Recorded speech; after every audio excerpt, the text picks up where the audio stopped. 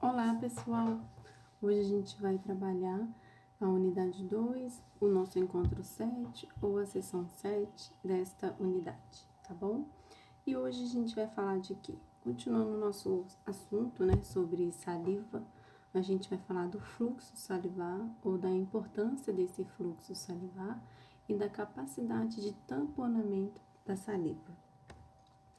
Qual que é a importância da gente ter um fluxo salivar? Por definição, o fluxo é a medida de uma velocidade que é medida, então, em relação à produção da saliva, tá? Então, a gente sabe que a gente tem um fluxo que é considerado normal, né, dentro do nosso organismo, para a gente saber se a gente tem uma condição de normalidade ou de saúde dessa saliva que está sendo produzida.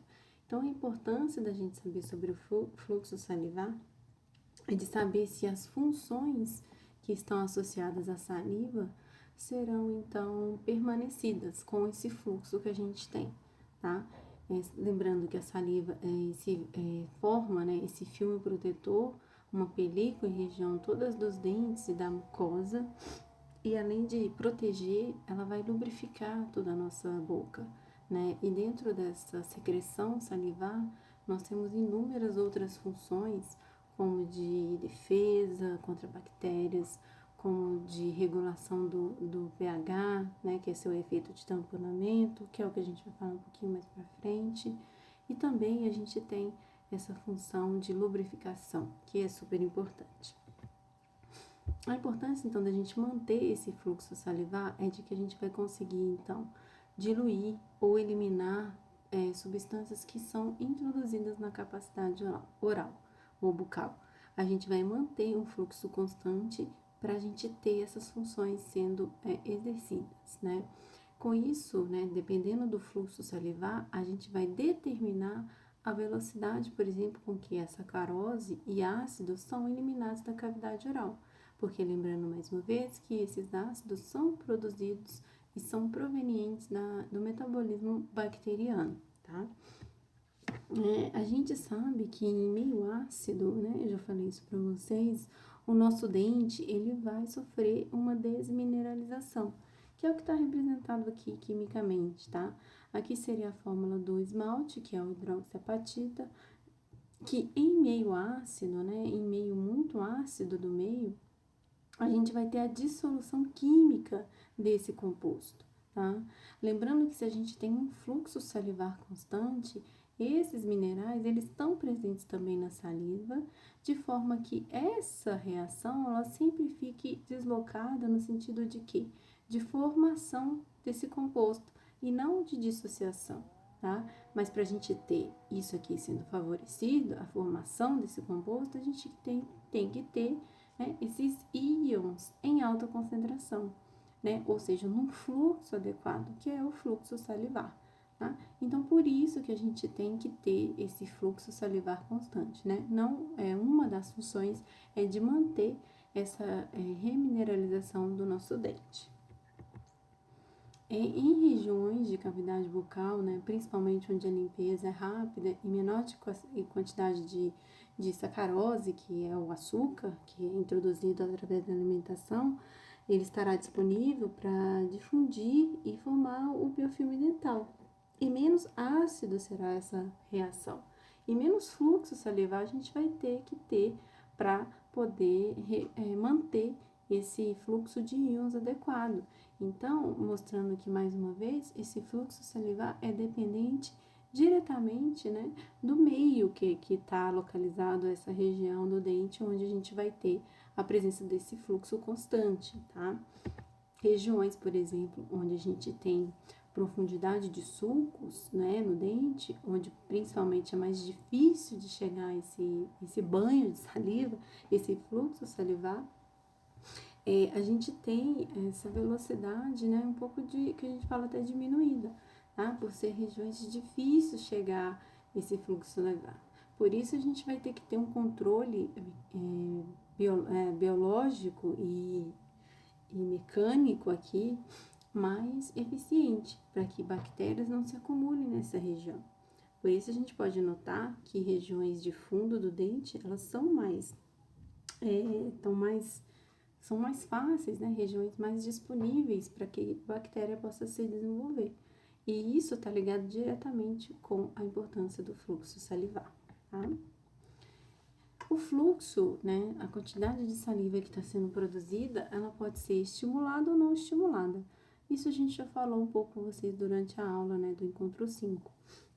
Uma saliva, então, que não é estimulada é aquela secretada na ausência de um estímulo presente, seja um estímulo gustatório, né, de sentir sabor, de cheiro, né, seja esse sentido, ou seja um sentido de mastigatório, de mastigar. O fato de você mastigar o alimento na boca vai fazer com que a gente tenha essa ausência, né, de estímulo e mesmo assim a gente tem um fluxo presente, mas é um fluxo mais basal, né? É um fluxo que a gente tem que é sempre formado.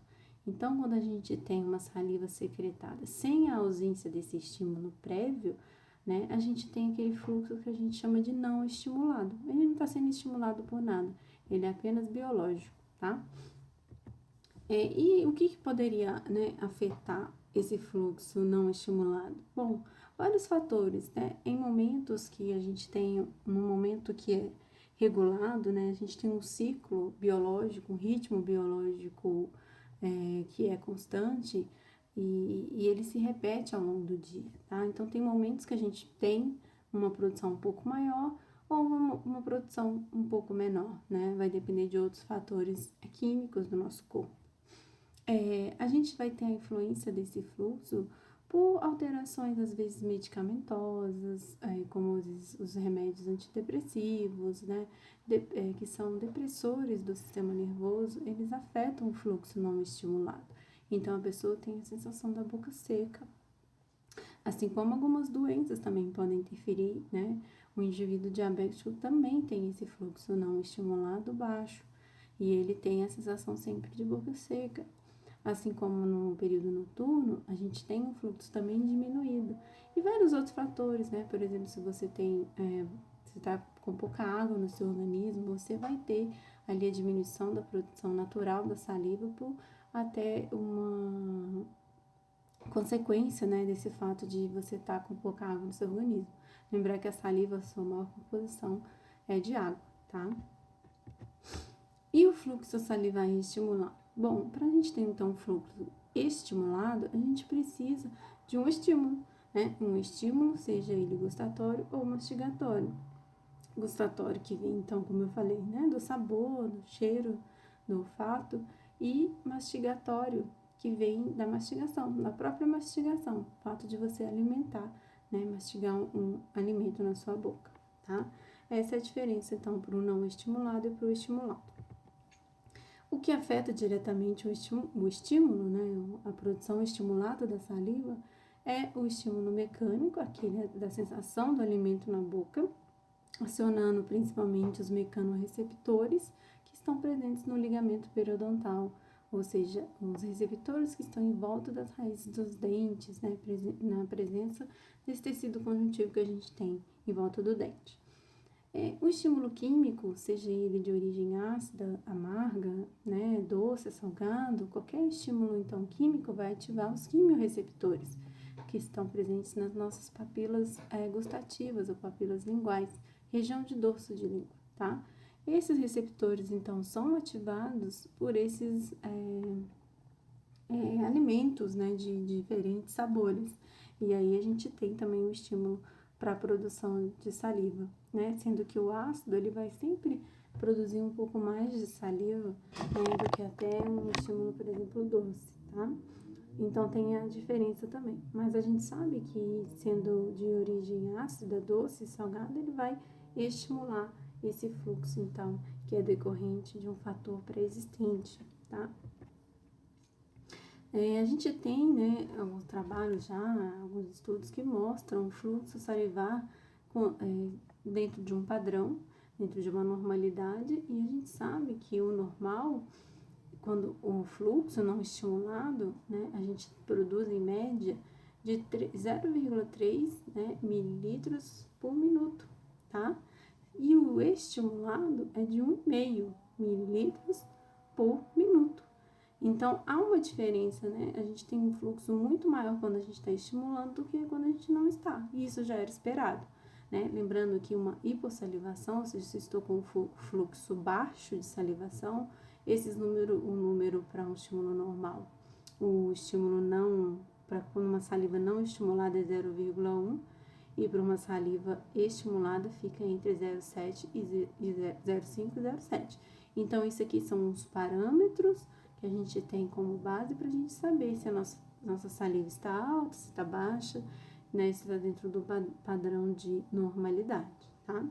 E aqui seria um método interessante para a gente verificar se aquela pessoa está tendo alguma alteração, né, na produção do seu fluxo salivar. O principal fator que vai afetar a composição da saliva é o seu próprio fluxo. Bom, se eu tenho um grande fluxo de saliva, eu vou ter uma grande concentração de íons, né? E esses íons que estão presentes na nossa saliva. Então, uma grande produção de fluxo, eu tenho uma grande produção de íons que irão participar dos processos de mineralização, dos processos de regulação do pH, todos os fatores que a gente precisa de ter para ter uma condição de saúde da nossa boca. Logo, se eu tenho uma baixa produção desse fluxo, a composição da minha saliva será diferente, tá? Porque é exatamente a quantidade de saliva que está sendo produzida que vai determinar o que tem dentro dela, tá? Então, eu vou ter uma baixa, principalmente, de alguns íons, né, nesse fluxo salivar diminuído, e aí a gente tem todas as outras alterações que são maléficas, né, o que não trazem benefícios para a nossa cavidade oral. Então, daí a importância da gente manter esse fluxo salivar constante. Lembrando que essa produção de saliva, ela é toda feita dentro do ácido, que é essa estrutura que a gente tem no interior da glândula salivar, né? Então, processos de reabsorção e excreção ocorrem no ácido, né? No ácido, e se eu tenho um fluxo constante, eu vou ter uma concentração de íons bem diferente de um fluxo que é baixo, tá? Então, esse processo de reabsorção e excreção, ele é diretamente dependente desse fluxo que está passando aqui no interior desse ducto, dessa estrutura, ok? E a capacidade de tampão ou de tamponamento da saliva, né?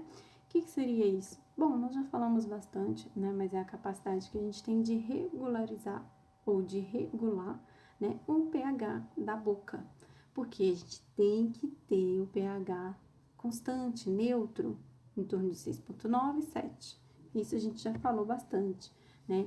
Lembrando que os íons, né, esses íons, tanto os bicarbonatos quanto os fosfatos presentes na nossa saliva, eles associados com o ácido ou a base, eles vão conseguir controlar por reação química o pH da saliva. E por isso ele recebe o nome de tampão, ou reação de tamponamento, que ocorre na saliva, tá? Basicamente é uma reação química, como a gente já estudou, e essa reação química, né, que vai ser ou favorecida para um lado ou para o outro, dependendo do que está presente no meio. Então, se eu tenho uma alta concentração de H+ no meio, ou seja, eu tenho uma alta concentração de ácido, eu vou favorecer minha reação nesse sentido de formação desse ácido na sua forma não ionizada, né? E, consequentemente, eu tenho um controle maior desse pH. Assim ocorre também com o tampão fosfato. A importância, então, é de regulação do pH da cavidade oral, evitando excessos do que? De ácidos ou base. Lógico que é mais comum a gente ver excessos de ácido devido à grande presença de bactérias com capacidade de produzir esses ácidos na nossa boca, né? E, consequentemente, uma manutenção desse pH sempre em torno de 6,9, ok? Essa secreção, ela desempenha funções, então, de umidificação e lubrificação. A saliva tem importantes funções de umidificar e lubrificar a mucosa oral, mas não só disso, né? Ela também vai formar e auxiliar no processo de digestão, formação do bolo alimentar, promover uma limpeza mecânica através das mucinas, né? Que a gente já falou bastante, e atuar também na defesa contra os micro-organismos. E ainda, além disso tudo que ela faz, ela vai regularizar ou manter o pH dentro dessa faixa normal, evitando então que a gente tenha o quê? Lesões que são ocorridas ou que ocorrem a partir do excesso de ácidos e bases que estão presentes. A presença dessa característica devido à presença do quê? Dos tampões salivares, né? A gente tem um tampão que a gente fala um pouco menos, mas um tampão proteico, que tem a vantagem de elevar um pouco o pH, né? E assim a presença dos fosfatos e dos bicarbonatos que irão se ligar com esses ácidos ou com as bases em excesso e neutralizar o pH, ok? Esse é o mecanismo de tamponamento da nossa saliva. Mais uma vez aqui a reação química que ocorre para mostrar o excesso de acidez quando ocorre e quando a gente tem o excesso de alcalinidade, que é o OH-. Lembrar que o OH- representa, né, a alcalinidade do meio, ou seja, o pH relacionado com o pH acima de 7, o pH básico. Quimicamente, esse tampão, então, ele vai funcionar recebendo esses elétrons, né, formando compostos nós e mantendo o pKa dessa solução igual ao seu pH. Lembrar que pKa é quando a gente fala de uma associação, de uma constante de dissociação de um composto tampão, e o pH é de uma solução. Lembrando, então, que quando a gente tem a forma igual desses valores, né, a gente tem aí um pH tampão efetivo. Então, tudo isso para gerar a homeostase do equilíbrio biológico das células, né, o equilíbrio do seu pH. A gente sabe que o nosso metabolismo ele é diretamente dependente das reações químicas, e as reações químicas são dependentes, né, dos valores do seu, do seu pH. Então, é importante a gente manter esse pH constante para que a gente possa ter as outras células, né, as outras substâncias químicas funcionando adequadamente, tá? Então, essa é a importância do tamponamento na nossa saliva. E na cárie dental, né? Na cárie dental, principalmente quando a gente tem um excesso de ácido do meio e ocorre a dissolução dos sais, né, que estão presentes no esmalte, o sal de hidroxiapatita, aí a gente tem a dissolução do cálcio, né? Então, se você tem um tampão constante, você vai evitar com que você tenha essa dissolução do cálcio no meio.